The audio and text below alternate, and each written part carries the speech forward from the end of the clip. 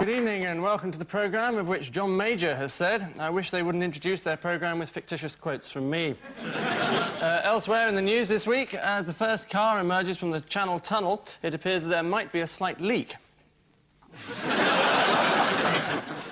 William Waldegrave throws the switch which brings electricity to the newly privatised rail network. And 10 years after his revolutionary C5, Sir Clive Sinclair unveils the very first electronic bad taste detector. On Ian Hislop's team is a comedian who recently said that comedy was just like sex. So we look forward to him being incredibly funny for 5 minutes and then falling asleep for the rest of the time. Bob Monkhouse. 5, that's a compliment. And with Paul Merton is a journalist and writer who has just completed his first biography of an MP with a strange and promiscuous sex life. So 1 down, 650 to go. Francis Wheen.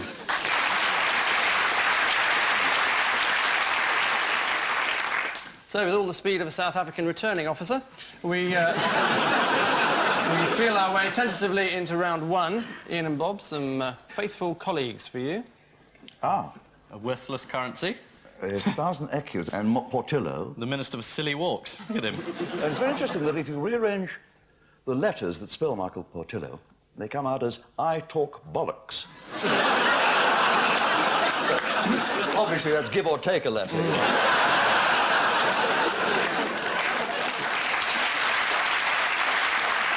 I would assume this is the ECU row. There was a row because Portillo said that the ECU was unacceptable. The ECU being the European currency unit. Well done. And Major called him to account. Is it Newsnight you do, or Celebrity Series?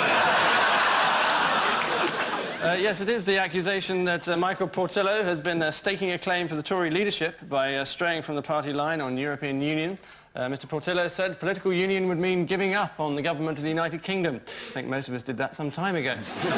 The expansion of the EEC is set to continue into the new century and may ultimately lead to a European Union of between 20 and 30 states and a Eurovision Song Contest of between 3 and 4 days. God help us all. Paul and Francis, what's going down here? Oh, hello. So that's... Is that his wife, or is that the other one? Oh, that's the other one. That's President Clinton, whose name is an anagram of I talk bollocks just like Michael Portillo, and that's a fact. Give or take a few letters, yeah. Why is he kissing his wife? He's never done that before. She was sending him off, or she should have been neutered on that bus. He's been having his allegations that another sex scandal, isn't it, with somebody or other, Reginald Bosanquet, I can't remember who it was. Not precisely right. Paula Jones? Paula Jones. Yeah. Very significant, I think, that this is the very week in which Rupert Murdoch decides to launch a new current affairs show in America to deal with issues like this. And who did he choose to present it but Andrew Neil? He obviously wants someone who is an expert on famous and ugly men who take up with bimbos, but for some reason he chose Andrew Neil. I think what Paula Jones objected to was the fact that Clinton had made sexual advances to her in Arkansas and they weren't even related. It was in Little Rock, the capital of Arkansas, so she was rather between a little rock and a hard place. Scores of women have now come forward saying they've had sex with the president. First was Jennifer Flowers, who claimed we made love everywhere, on the floor, in bed, and also in front of the cabinet. I think even Cecil drew the line at that one.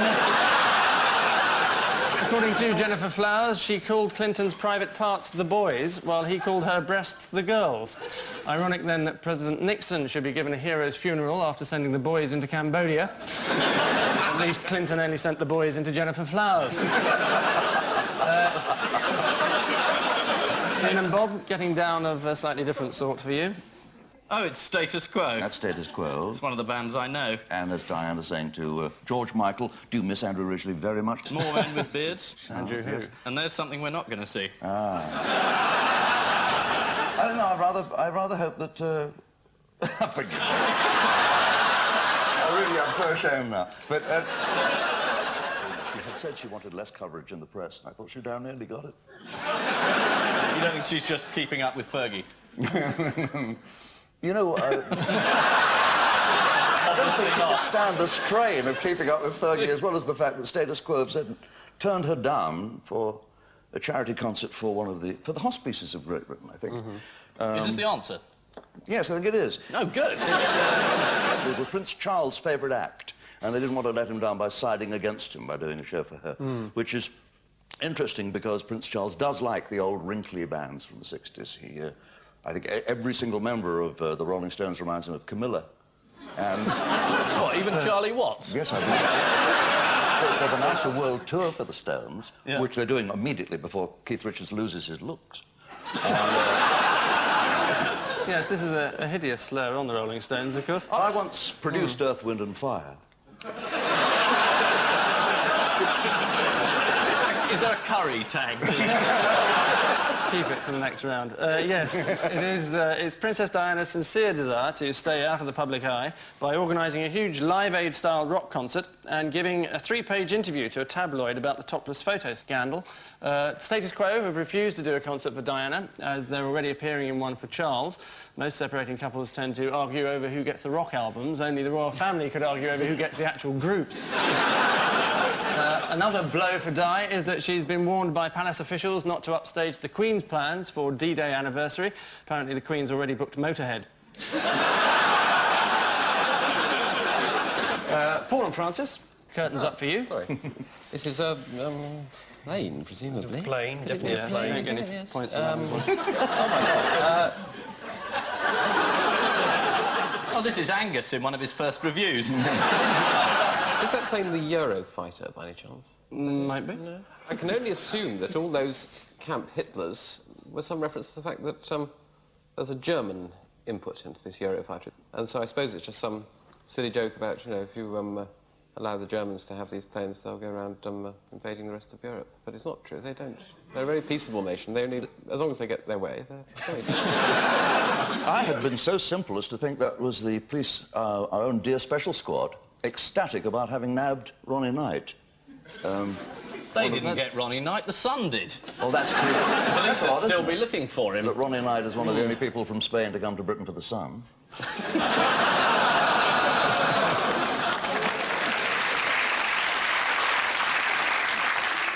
This is all fascinating and completely wrong as well. This isn't the Eurofighter, then? No. It's the Eurovision fighter.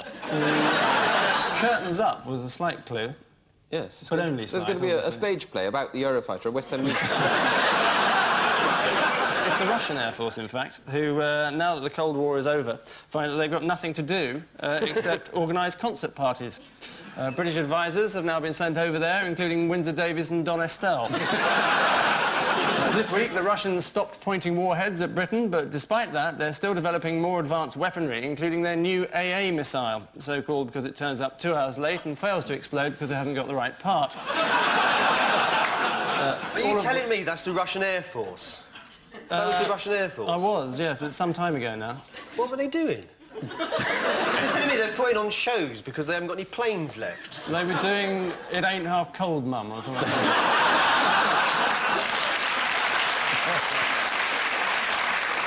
At least they've got an Air Force. I wouldn't rely on them in an emergency. All of which flights of fancy bring us spinning to the end of this first nosedive, and the situation is that Paul and Francis have a staggeringly small 2, whereas Ian and Bob have already doubled Estonia's Eurovision score of 2 points, or Dupont, as they say on Irish television, with a fabulous 4.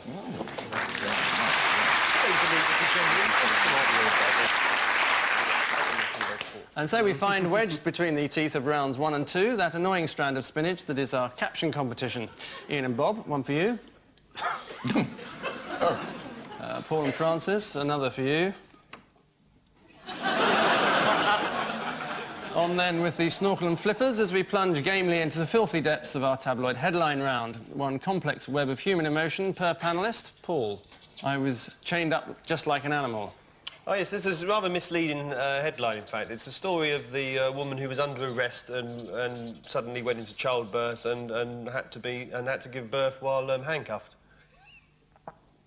Is that it? Who said comedy was dead? It divided a great deal of opinion, doesn't it? I mean, a lot of people feel that it was a dreadful thing to have done.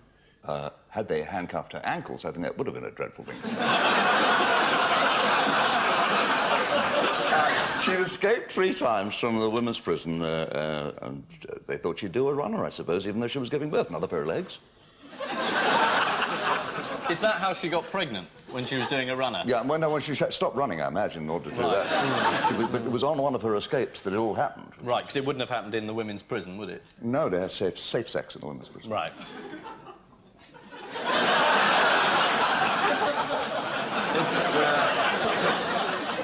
Yes, I think originally Paul did get it right, so he can have the points, I suppose. It is the woman prisoner who was forced to give birth with her wrists handcuffed.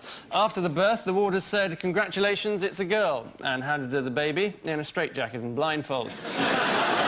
Francis, beast of a question for you. Guerrilla tactics foil animal smugglers. Well, I suppose it's a story about animal smugglers, perhaps.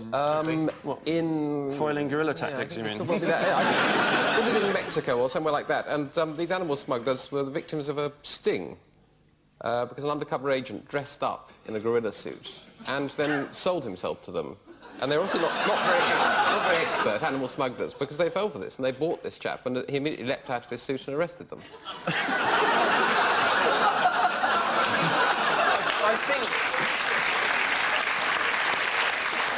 I think their defence is they say we're only interested in buying men in gorilla suits and not animals at all.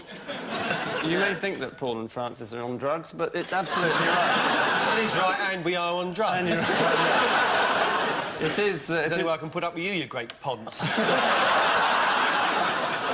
Oh, it's a truth drug, is it?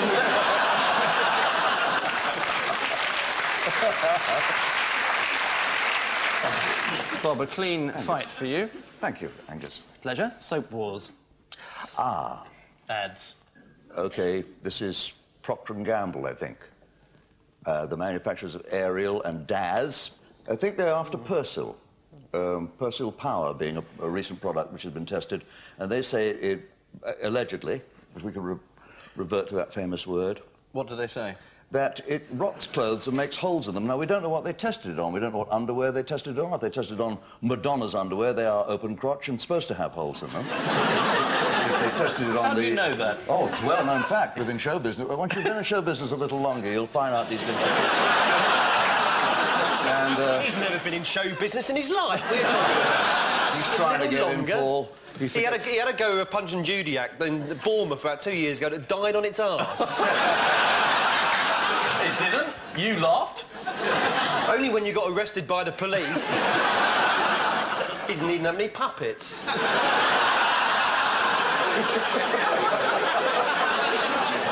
I think perhaps Ian forgets that he's working in tandem with the man who was described by The Guardian as a cult.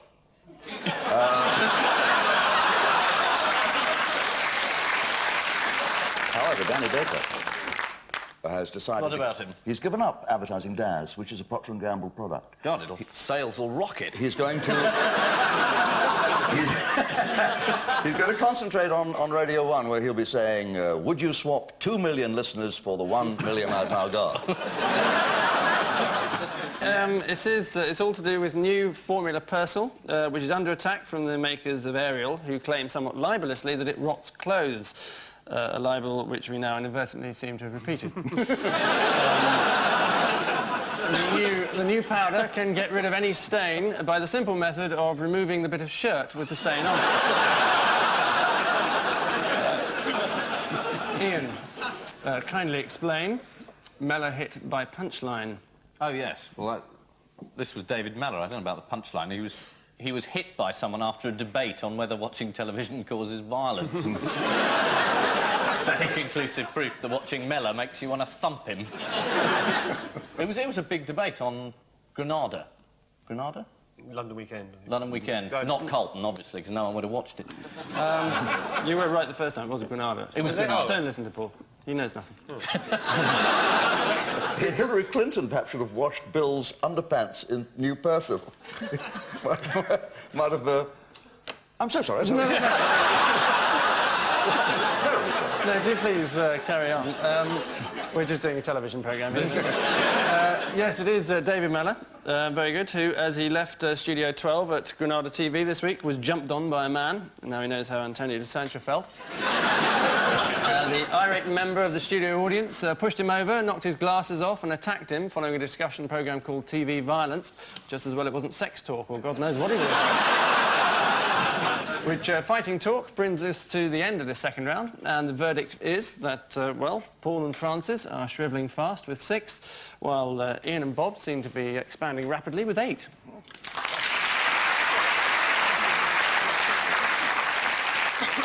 Round 3 now, and a game demanding the highest levels of intellect, skill and general knowledge. We'll have to wait as we play our comprehensively banal odd one out round. 4 merry old fiddlers. Which one's the Dame Shirley Porter? Paul, a bizarre quartet for you. Erich von Stroheim, George Eliot, Mayor Barry of Washington and John Wayne. Well, George Eliot and Mayor Barry had a date, and they went to a restaurant. And they started off with a little bit of steak and stuff, and suddenly Erich von Stroheim came in. And George Eliot said, "I am Eric, how are you?" Because they were old friends, they used to know each other in the old days.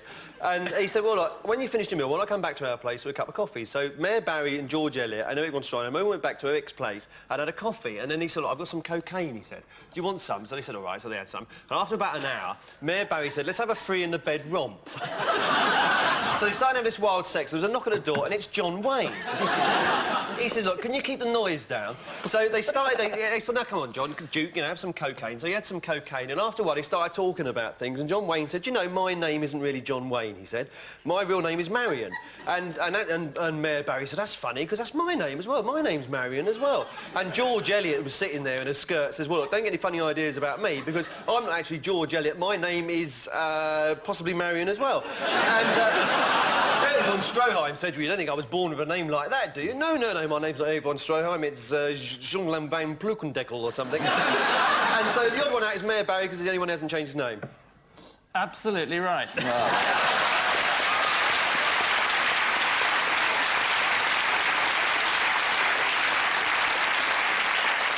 Absolutely right, except that it was in fact Erich von Stroheim. All of them somewhat unusually were called Marion, except him, whose parents rather more sensibly named him Maria. John Wayne, real name Marion Morrison, was generally considered the greatest of all cowboys. That's until the builders of the Channel Tunnel came along. Francis, for has-beens for you.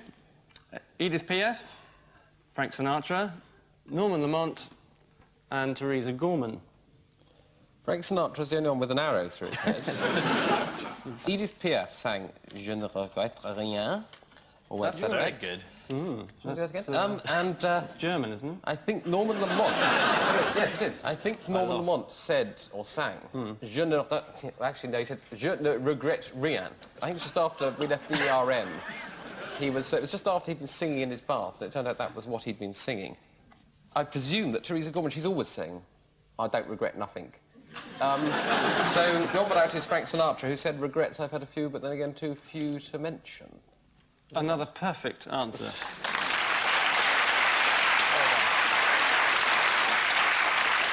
But the 4 of them have all had a party together. Yes. Thank you. And Frank Sinatra said, "I'll get the cider," and he come back and he said, "Oh, I had an argument with a blind guy who does Strongbow." Look, Bob, 4 uncannily similar types for you. Queen Victoria. Queen Victoria. Sigmund Freud. Oh. Diego Maradona. And Princess Margaret. She does look as though she's in drag, doesn't she? it's like a bouncer at a nightclub. Queen Victoria, yeah. Can't come in here, mate, I'm the Queen. You're... Look at that penny, that's me on there. Go on, clear off. There's a very, very famous pub called the Queen Victoria. Princess Margaret has certainly drunk the contents of more than one very, very famous pub. Is it cocaine? Hang on. Oh, sorry. It could easily be. Drugs. I once tried marijuana, but I didn't know what I was doing. I was on coke at the time. Maradona, yes, I think it's Maradona. You tried Maradona? You know how he is at handling a ball.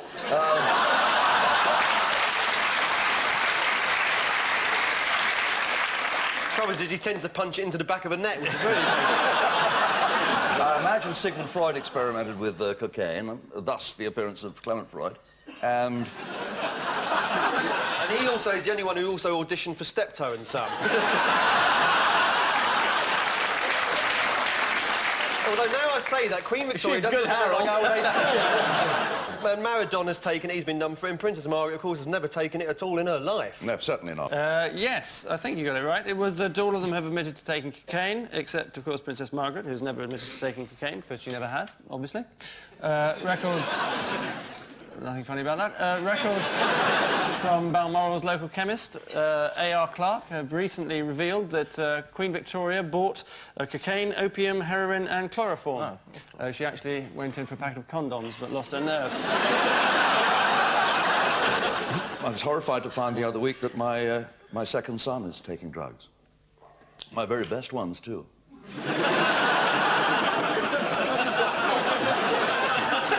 Thank you. And finally in this round, Ian, four lofty knobs for you. Lord Baden-Powell. Yes? Lady Buck. James Rusbridger. And Daniel Defoe, author of Robinson Crusoe. Daniel Defoe's the only one who said, take 2 bottles into the shower.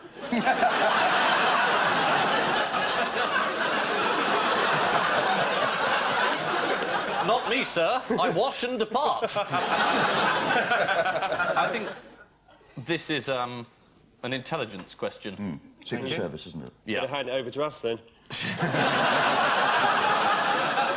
This is British intelligence. Lord Baden-Powell acted for British intelligence during the relief of Mafking. That's James Rusbridger, who used to work for British intelligence, and then he wrote about them. And Daniel Defoe, I believe, as well as being a journalist and author, worked for the intelligence services of his time.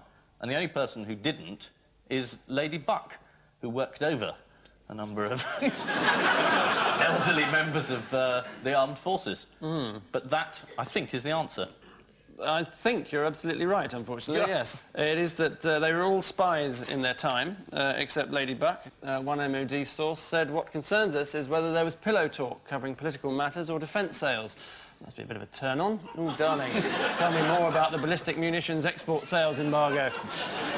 James Rusbridger was a spy for MI6 who was recently found dead with ropes around his neck and ankles, wearing oilskins and a gas mask. How very odd. No orange. Baden-Powell was a spy for MI6 and the author of the rather unfortunately titled Scouting for Boys. Although probably just as applicable to MI6 agents as it is to scoutmasters. All of which scurrilous intrigue brings us suspiciously close to the end of our odd ones, and the unfolding saga is that Paul and Francis are sneaking up behind with 10, whilst Ian and Bob are poking out in front with 12.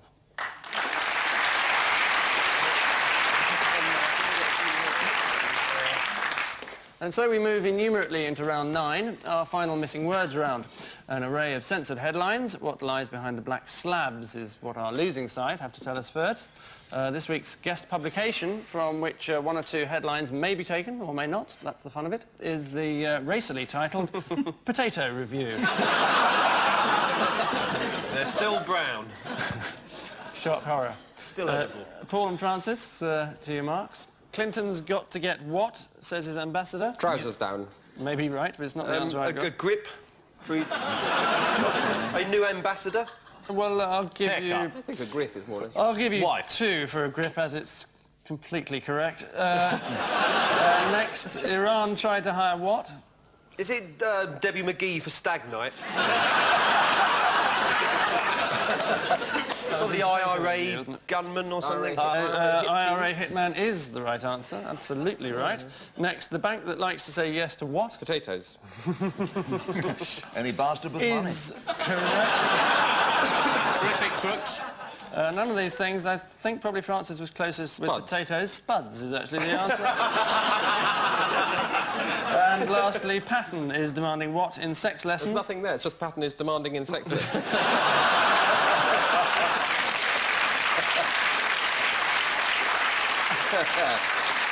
Is it front row seat?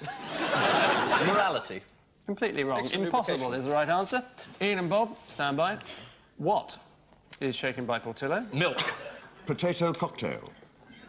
Cabinet. Private parts in lieu. Is it Tory unity? No one. No one shaken by Portillo. Is it glass bowl with Buckingham Palace in it with snow? He's shaken by Portillo. Paul was absolutely right with Tory unity. Cabinet unity is, in fact... Well, you mean the absolutely answer. right in the sense of insofar one as you word got- wrong. Yes.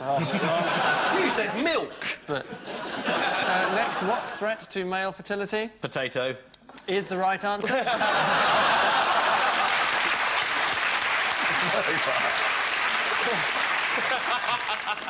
It was that or Portillo. Next, Di flies to Spain for what? 25 quid on Hoover tickets. For forgotten top of bikini. Is this a slime treatment, something like that? She's gone for this Busey... It's not exactly For slime meeting treatment. with Daily Mail journalist. Is it Spanish holiday? I'll give you two for slime treatment. Mud therapy is actually how they phrase it these days. And finally, let us what? Sex change couple asked the Queen. Let us bed Edward. Wed? Let us win. Wed is the right answer. Well done. Which inane ramblings mark an end to this week's fiasco. With all the points logged and assimilated, the news is that this week's summer puddings are Ian and Bob with 16, and this week's spring chickens are Paul and Francis with 24.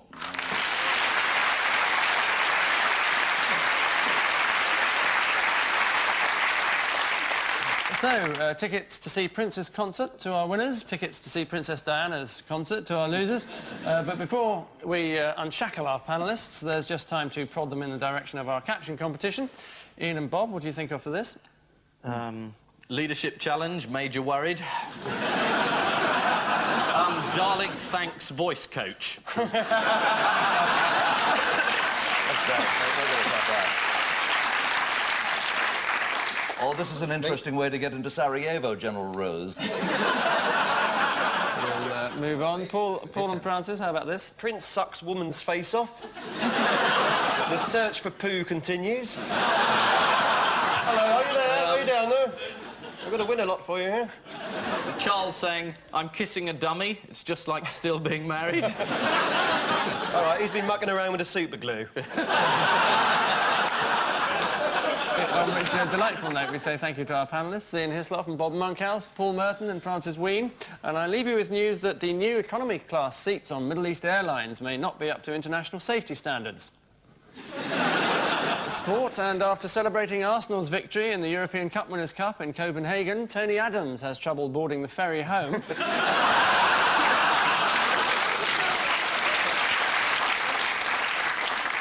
And eyebrows are raised at the Tower of London as Prince Andrew is put in charge of beefeater recruitment. Good night.